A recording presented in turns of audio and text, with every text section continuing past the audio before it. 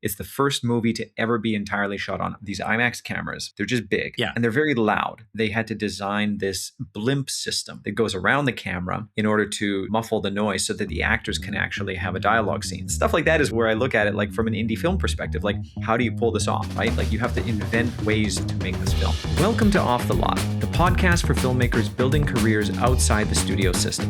We're your hosts, Ken Kavatoff and Anthony Ebb, and this is where we break down what it really takes to get indie films made. Let's dive in. Anthony, hello. How's it going, sir? It is going very, very well. I have my partner here, Maui, who is sitting on the front.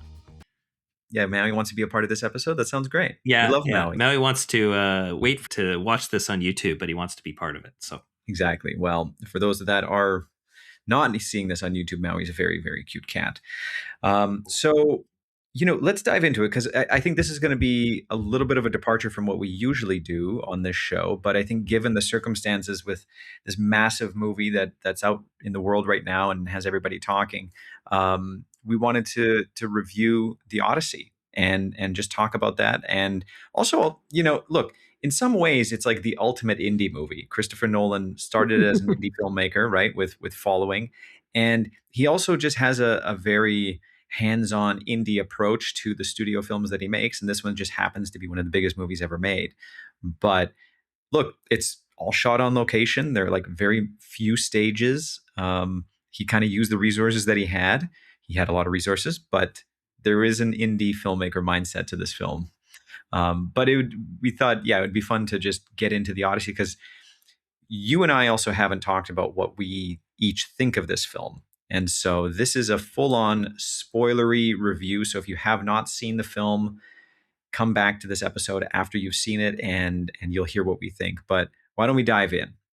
So or just read the Odyssey. It does spoil the. It's been around for a while. Yeah, the book's been out for a little while. Yeah. So. Yeah. Well, first of all, and that's a good point, because this is a bit of a question I have for you, which is, have you ever actually read the Odyssey, or has it been a while since you read the Odyssey?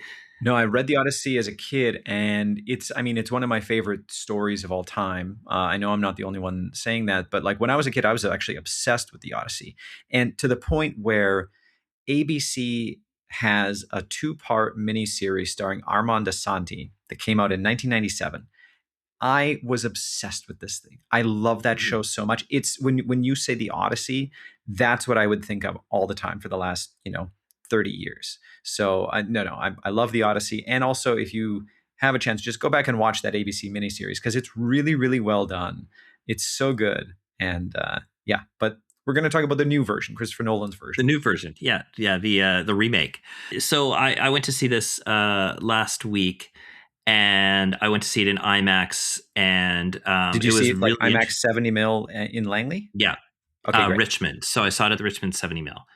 So I saw it there, and it was interesting because, I decided to go see it with a friend. We bought tickets, I think, about a week and a half in advance, and there were no seats available except for the front, like 3 or 4 rows for like the entire first week. Basically, like it was pretty much like sold out up until basically the end of the first week. So I wound up watching it sitting in the 4th row. Oh, wow. Of the IMAX. And so that's the perspective, literally the perspective that I'll come at this from, because, when you're watching it like that, it's very difficult to be staring at anything else. First of all, I mean, it is almost covers your entire peripheral vision. When you're that close to the IMAX. And I used to do this before when I was a kid, is I would go to movies and I'd sit like as close as 4th row-ish or something like that. And it doesn't bother you, because after a little while you kind of adjust, your brain kind of adjusts to it. So, but right off the bat, you're sort of hit with obviously some of the imagery of the Trojan Horse and everything like that right there, right off the start. And I have to say that, so my first impressions of this film, technically marvelous. Like, it is unbelievably marvelous, because even just those opening images, you look at them and you're like, yeah, so now I get it. I get the IMAX thing. Like, I get why you would make this on IMAX, and I get why this is a movie well suited for that format. Why it's kind of funny. We've spent all these years getting to aspect ratios of 2.4 and scope and anamorphic and all this other stuff, and then you now watch a movie that's basically a square box, Yeah. which is sort of Yeah. fascinating in and of itself from a technical standpoint. So I would have to say that I was just enveloped the entire time. The sound is obviously just overwhelming. Sometimes, and I would say critically, to the point where you can't hear the dialogue that's actually going on. Um, and Which is typical for a Christopher Nolan film, Typical frankly. Nolan thing, Yeah. yeah, where the sound sort of just overpowers and you sort of have to strain to hear the dialogue, which is okay if the dialogue is sort of superfluous to the story, but there are some elements where you're like, gosh, I really want to hear this conversation. Yeah, And you just just on that note, I don't, and we can maybe touch on this again, but like it's so common now with a Christopher Nolan movie. I don't know if it's because he hears things differently. I don't know if he's telling his sound recordist, re-recordist to be like, no, no, no, like just level everything out, or if it's because the dialogue is bad and he doesn't really actually want anybody to hear it because it doesn't matter. well, It's just all about the spectacle. I don't know. yeah, and that's a really good question because it's sort of a play to your strengths kind of thing where it's like, his movies are um but well, I shouldn't say it's a play to strengths because like Memento and all these other ones, like they relied a lot on that heavy sort of like dialogue sleight of hand sort of vibe to them to really carry the story. But I would say that Christopher Nolan movies are not well known for their for their Aaron Sorkin like dialogue. Yeah, Um, right. So it's possible that you're sort of taking, look, my strength is this. I'm going to play to it, and I'm going to just make the excellent part really excellent, and not worry so much about the part that maybe isn't even concerning to him. Maybe he's like, look, that's not it's not that important. And the thing with a movie like the Odyssey too, and I mean, as we talk this through, I kind of go, well, they're not using any kind of accents or anything like that. Obviously, we're listening to this in basically American or Western English yeah, um, the entire time. So you're not feeling like you're taken out of the movie by the fact that the dialogue isn't immediately audible all the time. But that being said, you're basically being asked to sit there and just have a visual experience and a visual and auditory experience, not necessarily to follow what the dialogue is trying to tell you. And if you yeah, understand the story of the Odyssey, I think you can follow along with what's going on. totally, totally. But So, high level, yeah, where are you at? Like, what's your your big picture assessment here of the film?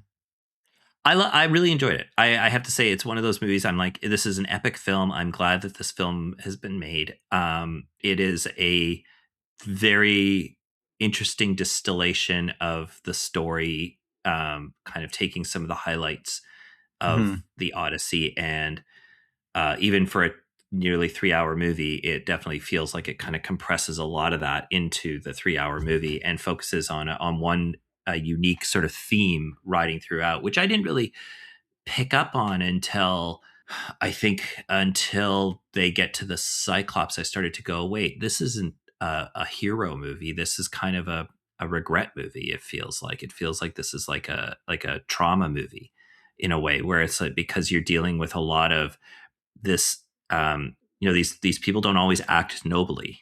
I mean, obviously, like even just the sacking of Troy in general is not necessarily a noble thing. It's a violation of a lot of rules, a lot of rules of Sure. conduct, if you will, Yeah. which is an interesting juxtaposition against Odysseus, as his thing about plucking the bow before he goes for a hunt because it's more sporting, but the acts that he engages in are, generally speaking, fairly like, you know, literally poking the Cyclops in the eye unnecessarily, like disturbing a generally thing there, sacking Troy with a trick. Yeah. Um, Yeah. which is sort of interesting that that's the approach that is taken with him. I don't know if that's a contradiction or if that's just saying that, nothing is black and white. Yeah, I think he's definitely playing into that. I mean, so there are a lot of just like with any adaptation, there are a lot of liberties taken based on like the time that the adaptation is taking place. Like the 1997 version of this story is different to Christopher Nolan's movie, which is different to the countless other versions of the Odyssey that we've seen. Even just a couple of years ago, there was an Odyssey with Ray Fiennes that's more focused just about Odysseus's return, I believe, near Mm-hmm. the end. So yeah, my general thoughts on the film, like first of all, again, just to go back to the theatrical experience, and that's something that we touched on in last week's episode about like our theaters back. Well, this movie is the ultimate theater movie. It's you have to see this on a big screen. It's Mhm. designed for that. This really truly is cinematic in its most pure form, and it's the first movie to ever be entirely shot on IMAX 70 mil. And I mean, just even how they shot it is is so cool and so interesting. Like I want to, I've been consuming like behind the scenes content on it because Yeah. I mean, for those that aren't familiar with these IMAX cameras, um, first of all, they're just huge. They're just big, Yeah. and they're very loud. So you just hear this constant clicking of the film reel going through. And not only that, the cameras are like the magazines only last 2.5 minutes. So you can't shoot and shoot and shoot forever. You always have to keep. You're constantly reloading. And so they weigh a lot. They're very loud. You don't get a lot of sort of versatility with them. But then because of that, they had to design this blimp system that goes around the camera in order to muffle the noise so that the actors can actually have a dialogue scene. That's why in like previous Nolan films, or even perhaps a Marvel movie or something that had an IMAX sequence, it was always an action sequence where they didn't have to record dialogue. But that solved the problem here. And not only that, when they were doing these intimate scenes, they even had a mirror system connected to the blimp, because if the camera's so big that if an actor's standing next to the lens for eyeline, they had to stand like 3 feet away, and then the eyeline Yeah. wouldn't match. They actually designed a mirror reflection system so that it looked like the actor was looking just off the camera lens, but really they were looking at a mirror of the actor's face standing 3 feet away. And so stuff like that is where I look at it like from an indie film perspective. Like, how do you pull this off? Right? Like you have to invent ways to make this film. Yeah. But just to take a step back for a second, the actual movie itself, it's spectacle at, I want to say, it's some of its finest, because the stuff that's on screen and what you hear is truly remarkable. However, my biggest problem with the movie is like the next day I was sitting there thinking about it, and it didn't grip me Yeah. like I wanted it to. It didn't captivate my attention for days and days on end. And I was wondering why.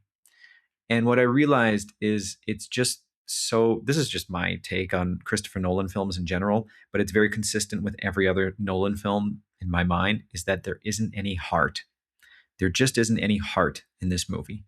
And there is faux emotion, but it's not a James Cameron spectacle. James Cameron Yeah. is, in my opinion, by far the best filmmaker out there who can do cinematic spectacle mixed with heart that really just grips you. Like the fact that you can cry over blue aliens on another planet Yeah. just says Yeah. like Cameron knows how to hit you in your emotions, and Nolan can't really ever do that for me.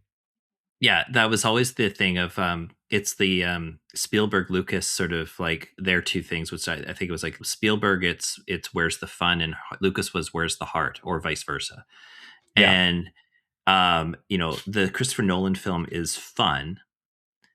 I would say that he can do it though. Like I would argue that Batman Begins and Dark Knight both did a very good job of that, of bringing excitement with heart and like really kind of making you give a crap about what happens to Dark these Knight for sure. I these mean, the when Rachel Dark Knight dies, for like that's a that's yeah, a that's an a memorable emotionally sequence. gripping Yeah. moment, and you really feel it for what Batman has to go through. I mean, so I would say like that there's a capability there of presenting it. I think that you've even seen it recently, like with Dunkirk and with this one, and you've sort of seen like there is that sense of getting away from that in favor of providing some very, very well crafted cinema that hits all the beats in terms of cinema. Like it's a very good cinematic experience, and like we've been talking about.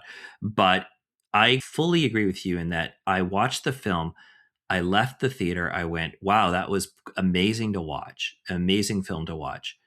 But at no point did I really get a sense of jeopardy or a sense of like, It's a uh, classic line of like, or like, executive note of like, you got to raise the stakes. It just didn't ever feel like the stakes were really that high.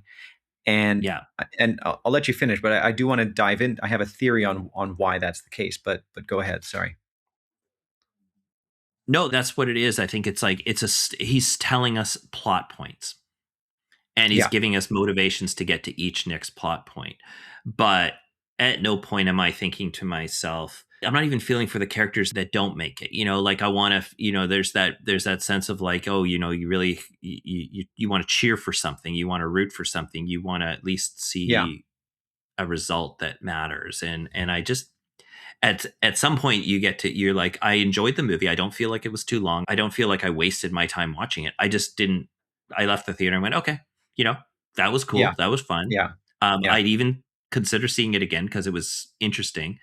Um, but it wasn't. There's a definition, but like I always say with epic is like there's like stakes are epic. The feeling is epic. You feel epic connection to what's going on. So The thing about Nolan in general, and why I like harp on those other movies, like including Oppenheimer, it's named after a man. You'd think that there would actually be a really strong character at the center of this movie, but I didn't think that there was either. And the reason is because Nolan is so cerebral. He's incredibly intelligent, okay? And the ideas that he's presenting in his movies are often really, really cool ideas, but he just has a really tough time in getting under the skin of these characters, like including Interstellar. I just didn't care about the character's journey in that film. And look, I know I'm not the only one, but it just often feels like it's hard to root for these characters. And so, in terms of Odyssey, like the thematic idea that he's presenting in this film is that part of Odysseus's journey home, and the part of the reason why it took so long for him to come home, was actually guilt and remorse for what he did. Now, there's this thing in the film called Zeus's law, and it's like part of the Ten Commandments, if you will, like do unto others as you wish to be done unto you. And so it's like treat everybody with respect, because also you never know if one of these people, one of these beggars, could be a god in disguise, and then if you hurt them, you'll be cursed and right. damned by the gods. And so it's kind of like just be nice, be kind, and be courteous. And the way that, so in the original text, Odysseus is incredibly cunning. He's smart, and he's the one that comes up with the idea to gift the Trojans a horse, and then hide in there, and then sack the city. But in this movie, he comes up with that idea after 10 years of being, stuck on this beach, trying to break through the walls of this fortress. He comes up with the idea, and that idea is like, give them a gift because it's a kind thing to do. The war is over. We've gifted you, let's call it a day.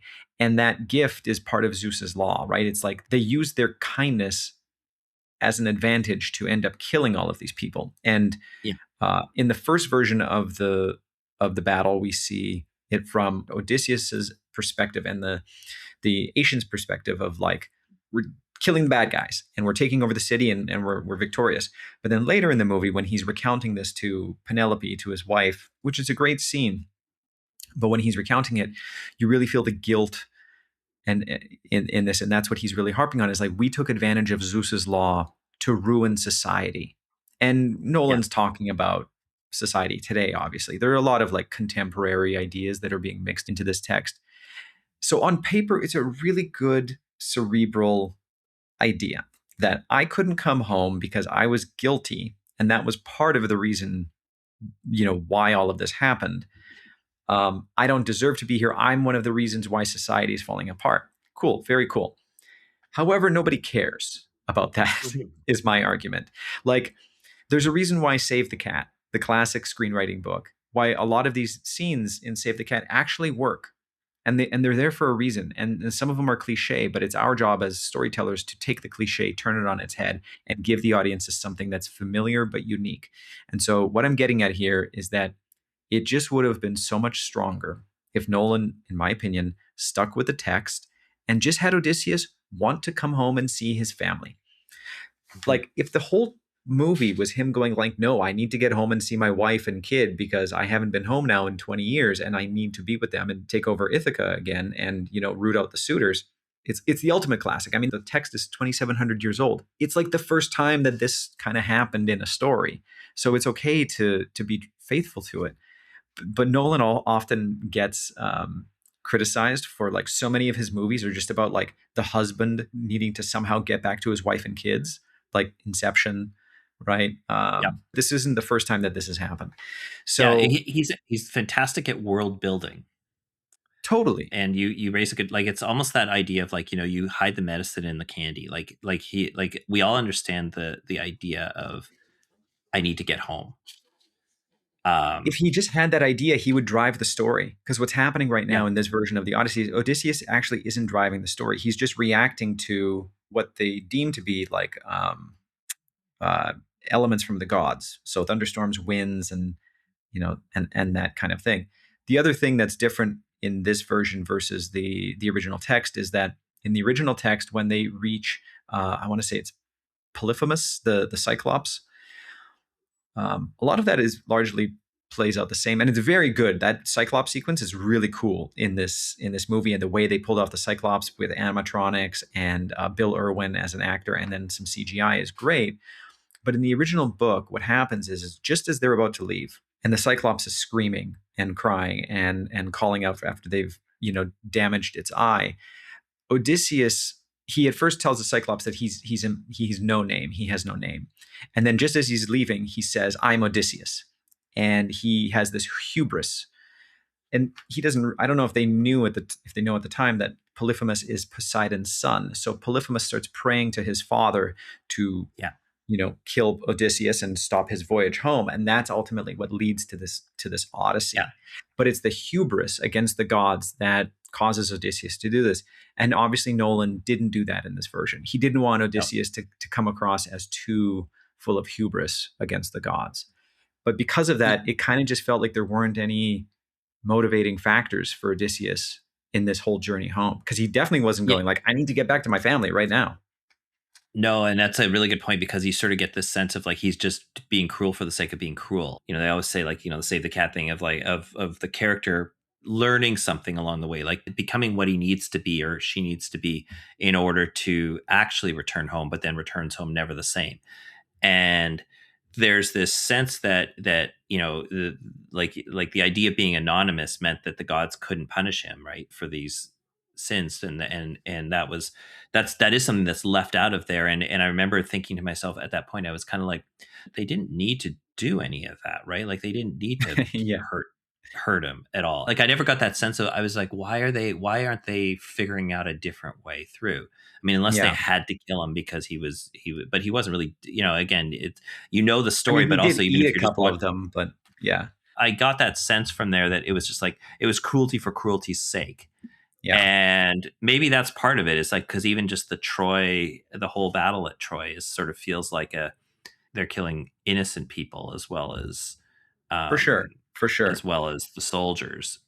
That's what I was saying, is that it just feels like I don't feel that there's a reckoning for that happening in Odysseus. Like what's preventing him from getting home is being driven by other things, but but he wants to fight through that. But part of that also is coming to grips with the devastation and the sin and the, whatever you want to call it, the sort of the violation that he has committed himself. Yeah, which But really that isn't doesn't, shown until near the end of the movie, right. and therefore, like, the motivations just aren't that strong to me for 2.5 hours of this thing. The other thing that doesn't make any sense to me is Um, well, look, structurally, the movie is really, really great because it's this epic tale with flashbacks within flashbacks within flashbacks in the original text. And Nolan did a really good job of structuring it where most of the movie is being told from the perspective of, like, we're 20 years into this journey and he's nearing the end of it. But then through flashbacks, we see what happened. And those flashbacks are being told as a story to Calypso, where he's been on this island with Calypso for 7 years, and he's eating lotus flower that basically makes him submissive and forgetful of who he is and why he's here and his past. But there is zero motivation for Calypso to all of a sudden say, "Stop eating the lotus flowers and tell me what happened." Mhm. Like, absolutely nothing. it came out of nowhere. I was so shocked, and it was like early on. I was like, wait, who is she? Like, I know who she is, but to other people that maybe aren't familiar with the story, they don't know who she is. Who's this woman? Why is she doing this? And why is she all of a sudden changing her heart to let him go after Yeah. 7 years? So again, Yeah. if they just clarified the motivation that Odysseus just wants to get back to Ithaca and be with his family, so simple, everyone could understand that. Then here's what I would have done with the Calypso sequences: is he has to realize the lotus flower is changing his memory and making him submissive, that he has to fake eating it or whatever and stop eating it and outsmart Calypso, build his raft and escape. That's what a proactive character would do in this situation. I don't even That's actually not even what happens in the original text. The gods intervene in the original text. Zeus gets in the way. Yeah. But in terms of this story, the gods are almost non-existent on screen. Just Athena, which is played by Zendaya. And it's played almost as a hallucination, as a figment of his imagination in a way, where it like the idea here I get is that like there are some supernatural elements to this film, but that the gods are ethereal, like they're sort of like they're a presence, but a presence that's felt. And that's a hard thing to, of course, capture in cinema, because you're dealing with essentially internal and hypothetical things that don't exist. So I can see that idea. Like, yes, like that's a good change to make. Like you're saying, is the change to make is that instead of the gods intervening, it's Odysseus taking agency of himself. Which, yeah, And exactly. Which and I think would have been stronger. And I, to your point, I don't think what we would have wanted to see in this movie is like what they did in 1981's Clash of the Titans, where we like cut to Mount Olympus and all the gods are wearing togas and looking at a map of the world and being like, oh, there's Odysseus now. Push the winds towards him. Like, that's not yeah, what Nolan wouldn't want to do. So we see the gods' actions through the perspective of our human characters, and that's great. But Odysseus needed to be more proactive in this movie in terms of yeah, coming home. yeah. Because again, even a flawed character is a character to be empathetic with. Like, you don't even have to agree with the motivation behind the decision making, but as long as you feel Absolutely. empathy towards, as long as you feel like a connection to the character, and you go like, I wouldn't have done it that way, but okay, I get it.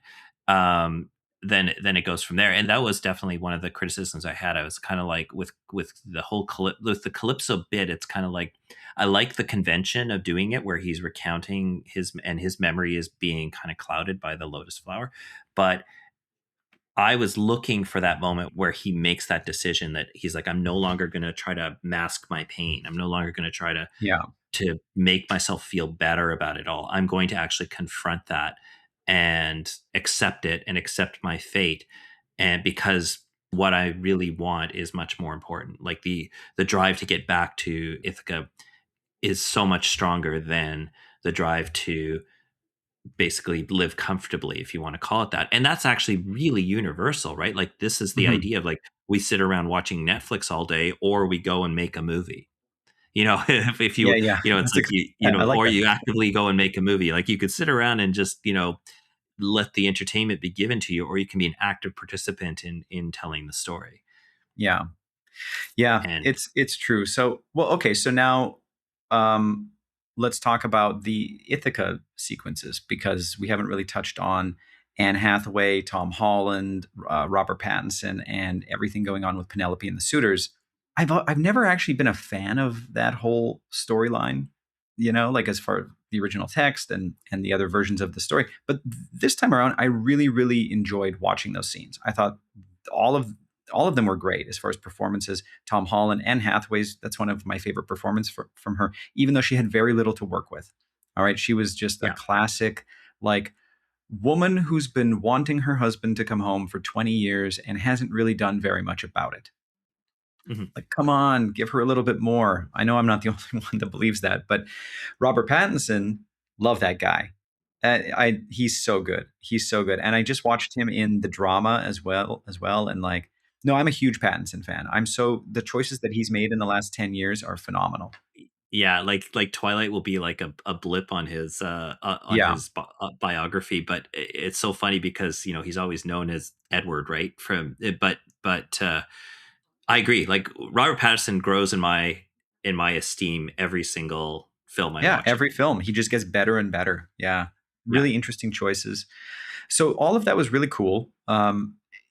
Here's another difference from the original text to this film. In the original text, when Odysseus comes back to Ithaca, Athena changes him to appear like an old man, and that's his disguise to infiltrate and eventually kill the suitors. This time around, it was basically through like cloaks and shadows and lighting that he hid Yeah. himself, and that was fine. I was able to just get past that. And look, he hasn't been around for 20 years, so it makes sense that nobody really remembers what his voice is like. On that Yeah. note, I really like John Leguizamo's character a lot. I forget his Yeah. name, but he had a great character too. And the moment with the dog, where the dog recognizes that it's Odysseus, it's like, oh, that's really smart, Argos. Yeah, I would agree, and I like John Leguizamo. I think his role was really well done. I think that whole suitor stuff. I was trying to kind of like come to terms because obviously it's a very antiquated concept of an idea. So you're sort of trying to get back into it Right. and sort of find the modern day human feeling for it. I actually, I did enjoy a lot of it. I enjoyed the idea of Tom Holland's character. I think that was more prevalent in this film than I expected it to be. I feel Yeah. like Yeah. Tom Holland plays a bigger role um, than I thought. I thought it was going to be far. Like I feel like he's more more the moral the moral compass of the film Mhm. than Odysseus. Yeah. Yeah. I think that's a good point. That's a good point. But in the end, oh, like here's another criticism though of the finale and why I just look to James Cameron when it comes to these moments. When Odysseus finally strings the bow and launches the arrow through the axis, I wanted this moment to just be like a push in on him from behind as he takes off the hood and turns around, and there's this "I'm Odysseus" moment. That's what I wanted. And it was almost there, but it just never really landed. It just didn't really Hmm. hit for me as like, oh shit, here we go. Like he's about to kick some ass. And it like that happened, but it didn't land the way that I really, really wanted it to from a cinematic perspective. And so it's just those emotional beats, those moments that just maybe that would have landed more if this entire journey I empathized with Odysseus and was like, I'm rooting for you, man. I really hope you make it home. I know you're going to make it home, but I want to know how that's going to happen. And, that just having that empathy for his journey maybe would have strengthened that final moment a little bit more for me. But it just, again, didn't quite land. Yeah. So it's just, again, the spectacle was there. The fight was good at the end. It was entertaining. It was like one hell of a 25-minute fight sequence with like 108 suitors and it was fun, but it just still felt hollow for Yeah. me. It's that thing of like you think to yourself, of all the resources put into a movie like that, and the one thing you're hoping for is a good story and a good script to kind of like just to push that and carry the load, right? Like it needed a story editor. The great news with Odysseus is that the story's been told for thousands and thousands of years. So nobody's going to get upset with you for, the story itself is intact. You can basically tell it any way you want to. The Nobody's going to be story surprised works. by We it. know it The story works. Yeah. works. Exactly. And it's up to each artist to kind of come with their own perspective on how it's going to be evaluated or how it's going to be adjudicated. And then the thing with this film is that there are so many epics, and I think epic is a really good word, is because epic films are they make you feel something. And uh, Lawrence of Arabia, Lord of the Rings. I mean, they Yeah. all like Lord of the Rings is a good example of a long movie that left a lot of meat on the film. Probably could have cut a half an hour out of that, but you still would have cared about what had happened. Yeah. Cared what Yeah. those characters had. The spectacle didn't outweigh the emotional connection to the Yeah. characters, and that's dealing with characters who are all, they're not human, right? Like they're elves, they're dwarves, they're orcs, they're whatever. Like so it can be achieved. You don't have to sacrifice it. Even on a story we've all heard before, like Lord of the Rings is not a new story either. Hmm. It can still be achieved, and you feel like Nolan just seems to go, I got everything I want, and then someone says, you could have really, taken the script through another couple of passes, and maybe we could have figured out a way to really make the characters a little bit more interesting or compelling. Yeah. And then suddenly you've got like a multi-Oscar winning film, which it probably still will be an Oscar, It a probably still multi-Oscar. will. I think it's going to get nominated for everything under the sun. But yeah, like, will it win? Maybe just because of the achievement in filmmaking that it is. But is it the best movie of the year?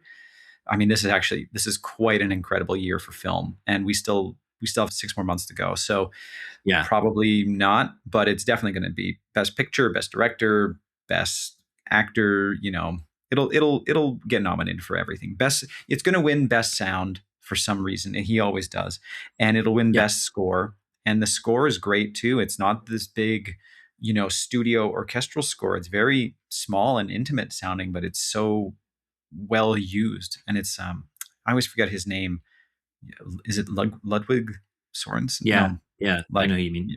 yeah, he keeps winning every Oscar. He's maybe arguably the best composer in Hollywood right now. But all right, so look, to wrap it up, uh, out of 10, how do you want to rate this? Out of 10, out of 5, what are your thoughts? Let's go out of 10. There's a little bit more leeway there. I'm gonna give it a 6 and maybe a soft 7. I think that I've given it a 5 out of 5 for technical achievement and for like just sheerly a movie you'd watch and you'd enjoy. I'd give it a 2 out of 5 for like, just I just feel like I've watched so many better epic movies. Right. Wow. And Okay. and I, that's just it. What about you? Well, that's a lot harsher than I expected you to give it. So a 7, so a 6, or let's split the difference. What, a 6.5 out of 10? Is that where you're at? Yeah. Yeah, because Wow, that's like a I just feel failing like I score. feel like Okay. well, no, I'd say there's a bar for like what I consider to be like 8 out of 10, 9 out of 10 films. And I think that Yeah. there's only a handful of those in my lifetime that have been really like No, so that's good fair. that you can't ignore them. That's fair. I What would. about you? I'm in the 7. I would give it a 7 out of Okay. 10. Again, I enjoyed myself a lot. I think it's a great experience. Go to the theater and see this movie. Like, even though emotionally a lot of these things don't land, it's still a great time at the movie theater. But is it everything I wanted it to be? Absolutely not. It didn't quite hit the mark for me, character wise. Just that emotional anchor wasn't there. But again, it's spectacle, and nobody has done anything like this in the history of film. So just go see it just for that, because you will enjoy yourself for 3 hours. So Mhm. Yeah. all right, Yeah, I would cool. say that. Well, But the interesting thing about that though is, will you see the Odyssey when it's available on home, like on streaming? I was thinking about that. I might actually end up buying the Blu-ray because I want to get all those bonus features Yeah. and want to just You're like see me.